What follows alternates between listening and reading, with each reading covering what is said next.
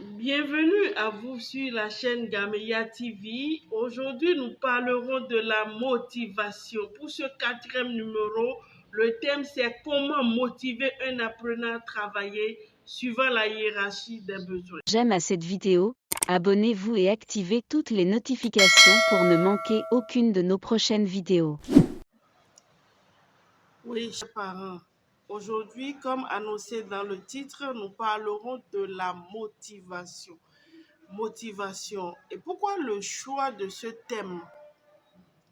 Qui vous souviennent, le numéro précédent, nous avions eu à parler de la dépression en milieu scolaire et de l'épuisement intellectuel, ce qui a permis à plus d'un de prendre conscience du phénomène et beaucoup nous ont appelés pour nous féliciter, nous remercier pour cette communication qui leur a ouvert tout simplement les yeux sur ce que vivent leurs enfants. Et du coup, c'est pour aller dans le même sens que nous avons choisi aujourd'hui pour thème comment motiver un apprenant, parce que nous pensons bien que la prise en compte de la hiérarchie des besoins d'Abraham Maslow permet aux parents de savoir comment jouer au mieux leur rôle de parents éducateurs et facilite la motivation et procure cette énergie qui permet aux enfants de fournir les efforts qu'il faut pour leurs études. Donc, la communication sera basée sur la hiérarchie des besoins chez Abraham Maslow et de la motivation scolaire supérieure, j'allais dire. Il s'est intéressé à la question de la motivation supérieure et il cherche à comprendre ce qui peut procurer à l'homme la satisfaction totale. Et du coup, lorsque ces besoins-là sont pris en compte, même si en tant qu'individu, on n'a pas assez de moyens, on se sent toujours à son aise et on supporte mieux la vie. Les besoins dont parle Abraham Maslow se résument à 5. Il y a les besoins physiologiques que je vais détailler, les besoins de sécurité, les besoins d'appartenance, les besoins d'estime de soi et enfin les besoins de la réalisation de soi. Et que nous soyons enfants ou adultes, nous devons pouvoir nous retrouver tous dans ce besoin-là. Et comme j'ai l'habitude de le dire, je vais expliquer cela de telle sorte que chacun puisse se retrouver et savoir comment implémenter cela sur les enfants. Avant de continuer, je me dois de me présenter parce qu'il y en a forcément qui sont nouveaux ici, qui ne me connaissent pas. Mon nom c'est Crépine Ganaro Amoussou. Je suis avant tout professeur certifié de philosophie, spécialiste en gestion des ressources humaines, présidente de l'ONG Gameya, groupe d'action pour la motivation et l'éveil intellectuel des apprenants. ONG qui travaille dans l'accompagnement des apprenants en ce qui concerne la méthodologie en vue de leur autonomisation et la prise en charge de ceux en difficulté d'apprentissage. Et ce travail se fait sur la base de ces ouvrages, méthode efficace de travail pour tout apprenant, un ouvrage qui permet aux apprenants de savoir comment s'organiser et gérer au mieux leur temps, comment étudier efficacement chaque matière afin d'obtenir les meilleures notes. Le second sur lequel la communication va porter est intitulé Comment motiver les apprenants en difficulté d'apprentissage. La communication va porter sur la page 59 et nous allons faire référence à beaucoup d'autres pages parce que nous allons pouvoir tenir dans les 15 minutes et permettre aux parents qui disposent déjà de ce support de l'exploiter au mieux. Le dernier, gestion des comportements à la maison et en classe, permet aux parents d'étudier sans châtiment corporel. C'est un ouvrage qui permet aux parents et aux enseignants de prendre conscience des effets secondaires liés au châtiment corporel, l'éducation bienveillante, et c'est un ouvrage assez intéressant qui nous passionne, et même pour notre thèse en philosophie, nous menons des recherches sur la persuasion en vue de donner aux parents les moyens qu'il faut pour qu'ils puissent éduquer leurs enfants, parler à ces enfants pour qu'ils prennent rapidement conscience sans avoir forcément à recourir au châtiment corporel. Donc voilà, il y a d'autres ouvrages dont on aura l'occasion de parler, surtout sur la révision, bientôt les examens. Donc restez à l'écoute, on va vous parler des méthodes infaillibles de Camélia.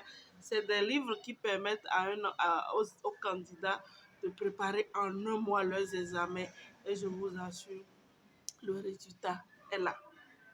Pour le thème de ce jour, comment motiver un apprenant, nous allons parler de Abraham Maslow et des besoins qu'il a pu identifier. Le premier besoin, tel que j'avais annoncé, a rapport aux besoins physiologiques. Et lorsque je parle de la physiologie, pour ceux qui font la médecine ou bien maîtrisent les SVT, oui, j'allais dire SVT, c'est tout ce qui a rapport avec le corps. Et quand je parle du corps, l'homme a besoin d'être nourri, de boire, la faim, la soif. Il y a le désir sexuel également qui est là. Il y a la santé. Donc, c'est pour dire quoi? Pour satisfaire à ce premier besoin en tant que parent, nous avons donc l'obligation de veiller à ce que nos enfants soient bien nourris. Et quand on dit bien nourri, vous connaissez, je ne suis pas nutritionniste, vous savez ce qu'il faut pour que, comment dit-on, l'alimentation soit équilibrée. C'est important parce que ça permet à l'enfant de trouver les nutriments qu'il faut afin de faciliter l'assimilation à son cerveau, et ça développe aussi son intelligence. Et je vais revenir sur la faim, parce que généralement, lorsque les enfants font des choses qui ne tiennent pas, le seul recours, sinon souvent les parents recourent à la privation du petit déjeuner, ou bien on prive l'enfant du manger. Je dis c'est très grave. Si je suppose que l'enfant n'a pas reçu l'argent de petit déjeuner, vous imaginez avec moi que une fois en classe, à la pause, je veux parler de la récréation, tous ses camarades sont en train de manger, mais lui ne mange pas. Lui ne mange pas. Et qu'est-ce qui va se passer à la fin de la récréation, au moment où tout le monde est concentré et sur le professeur? Lui, il s'imagine le plat de moyo que ses camarades auraient pris pendant la récréation. Il sent même l'odeur par-delà de tout. Et vous comprenez avec moi qu'il n'est pas présent, alors que nous voulons qu'il réussisse ses études. Je vais parler également de la santé. Il y a des enfants qui ont des maladies, euh, qui souffrent de certaines maladies. Vous devez prendre des dispositions pour que l'état de santé ne les empêche pas de suivre au mieux le professeur en classe, parce que s'ils ne se sentent pas bien, c'est pas évident. Et quand on parle du désir sexuel, lisez que doivent faire les parents face à l'adolescence. Vous allez voir comment aider les enfants à gérer ce désir-là. Et je prends bon, le sommeil, le sommeil est important. Il y a des parents, quand l'enfant ne réussit pas les leçons, il ne doit pas dormir. C'est une erreur très grave. Le mieux serait de le faire vite coucher pour qu'il se réveille tôt pour apprendre. Donc voilà un peu ce qu'on peut dire sur les besoins physiologiques. Les seconds besoins en rapport avec les besoins de sécurité. Tout enfant a besoin d'être en sécurité avec ses parents, et le parent est comme un Dieu sur terre pour l'enfant. Donc, lorsqu'il y a des conflits entre les enfants et leurs parents, cela perturbe vraiment la concentration de l'enfant en classe. L'enfant se dit, mes parents ne m'aiment pas. Et au lieu de se concentrer pour suivre le cours, Il sera là à s'imaginer. Vous imaginez un peu les enfants placés, les vilomégons, les orphelins qui n'ont pas de parents. Imaginez un peu, un peu leur psychologie et vous allez comprendre de quoi il est question. Donc, à la page 53 pardon, de cet ouvrage, vous allez voir l'amour inconditionnel. Le parent ne doit pas conditionner son amour par rapport à la réussite scolaire, par rapport au comportement de l'enfant. Non, c'est inconditionnel. Et je vais revenir sur l'amour inconditionnel. Je vais parler de l'enfant intérieur. Et il y a des adultes, hein, quand c'est raté à la base, ça les suit toujours. Donc, l'amour qu'on doit pour les enfants est inconditionnel et c'est de notre rôle. Le parent assure la protection pour son enfant. Lorsque l'enfant court un danger, il vient, il voit ses parents, il doit en être rassuré et fier, se sentir fier. Les scènes de ménage, vous comprenez avec moi, nous devons leur éviter ça. Nos problèmes ne concernent pas nos enfants. On doit pouvoir les gérer entre nous et éviter de parler des problèmes que nous avons avec nos conjoints, avec nos enfants. Le troisième besoin, c'est le besoin d'appartenance. L'enfant doit se sentir chez lui. Pas parce qu'il ne travaille pas que on va placer son petit frère au-dessus de lui. Non, ça ne se passe pas comme ça. Lorsque vous le faites comme ça, du coup, au lieu d'être concentré, lui, il est là, il dit, on ne m'aime pas, personne ne me comprend. Et du coup, on n'a jamais su qu'on veut.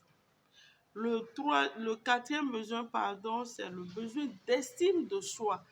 Hein. Et pour ce besoin-là, nous devons corriger les erreurs que nous avions pu commettre jusque-là sur nos enfants en leur prodiguant des insultes. Notre langue est beaucoup plus tranchante que la lame. Parce que quand on frappe un enfant, on le blesse, même les traces peuvent disparaître, mais les insultes impriment sur le cerveau et la conscience de l'enfant des marques qui à la longue jouent contre lui en termes d'autodétermination. C'est des enfants qui, à la longue, ils ont le diplôme, mais ils n'ont pas le courage de prendre la décision. Ils vivent constamment le rejet parce qu'ils sont habitués au rejet. Et il y aura d'autres communications qui vont approfondir beaucoup plus la chose. Et lisez le document à la page 60, vous allez voir de façon approfondie comment vous pouvez respecter ces besoins-là.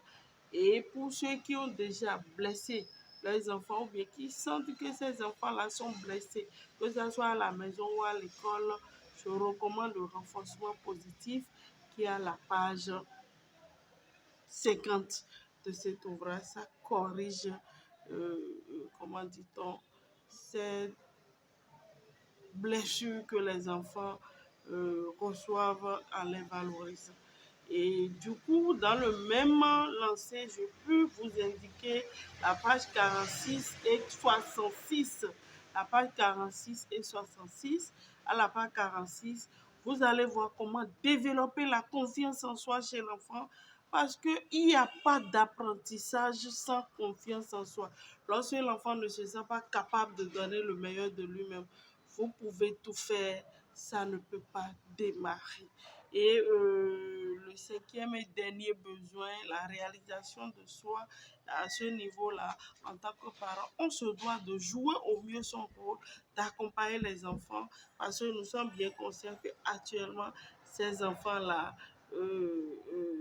sont inscrits très jeunes. Ils sont inscrits très jeunes. Nous en avons conscience, nous allons les déposer, nous allons les chercher. Et du coup, nous devons savoir également que sur le plan des études, nous devons de les accompagner. Et du coup, si vous prenez cet ouvrage, vous voyez, à la page 67, on a montré là-dedans comment le parent peut jouer son rôle de parent accompagnateur et suivre son enfant dans les études, car c'est la réussite scolaire qui permet à l'enfant, lui, de se réaliser. Nous n'allons pas pouvoir développer en tant qu'adulte comment on peut vivre cette motivation-là, mais si vous lisez l'ouvrage, vous allez comprendre que tous ces besoins-là dont on vient de parler nous concernent tous en tant qu'individus et nous avons le devoir de respecter cela pour nos enfants afin de les mettre satisfaits à ce besoin-là pour qu'ils soient à l'aise et trouver cette énergie qu'est la motivation pour donner le meilleur d'eux-mêmes.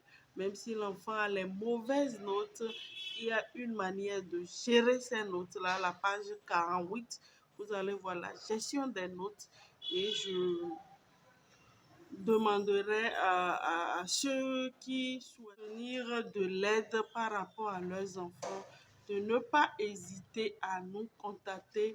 Notre service est là, nous sommes là pour tous les enfants et nous trouvons toujours le moyen. Depuis 6 ans, nous sommes là-dedans et nous bénissons le Seigneur pour cette œuvre magnifique. Très bon dimanche à chacun de vous et n'oubliez pas d'appliquer ce que vous recevez sur les enfants. Si vous avez besoin d'autres formations dans ce sens, abonnez-vous à notre chaîne YouTube et vous allez recevoir la playlist qui parle d'autres thèmes que nous avions déjà pu développer. Merci à vous et bon courage à chacun. La motivation, elle est importante, elle est déterminante et je pense que nous devons y travailler au quotidien. Merci. Crépine Ganawa Moussou, je vous remercie.